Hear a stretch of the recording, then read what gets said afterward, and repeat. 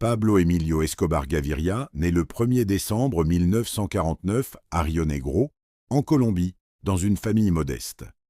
Dans les années 70, il commence par de petits vols, la contrebande de cigarettes et le trafic de stupéfiants en Colombie. Il s'associe avec Gustavo Gaviria pour fonder le cartel de Medellín, qui va rapidement devenir le plus puissant du monde.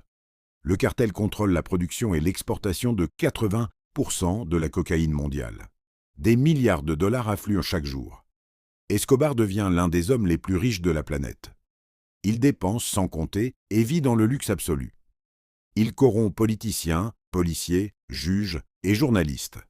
Personne n'ose l'arrêter. Il contrôle la Colombie par la peur et l'argent. Escobar ordonne des assassinats, attentats et enlèvements. Policiers, civils, juges, des milliers de morts à son actif.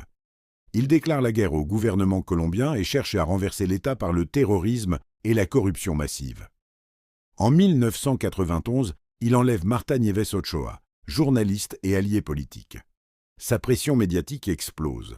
La même année, Escobar se rend et obtient une prison de luxe construite sur mesure, la cathédrale. Il continue ses affaires de l'intérieur. En 1992, il s'évade spectaculairement de la cathédrale quelques heures avant son transfert dans une prison ordinaire. Le gouvernement lance la plus grande traque de l'histoire de Colombie. La prime pour sa capture ne cesse d'augmenter. Ses lieutenants sont arrêtés ou tués. Ses finances s'effondrent. Le cartel de Medellín S.C. désintègre peu à peu. Escobar vit caché dans les montagnes et les bidonvilles. Il change constamment de cachette et de téléphone.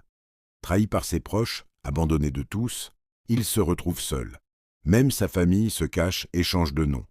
Le 2 décembre 1993, les autorités localisent son dernier refuge dans le quartier de Los Olivos, à Medellín. L'opération Bloc de Busqueda est lancée. Les forces spéciales encerclent la maison où il se cache. Escobar tente de fuir par les toits, mais il est repéré. Il reçoit plusieurs balles pendant l'échange de tirs. Le 2 décembre 1993, Pablo Escobar est tué sur un toit de Medellín. Il avait 44 ans.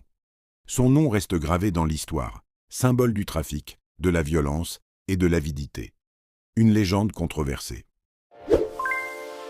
Abonne-toi pour plus de contenu et rejoins la communauté.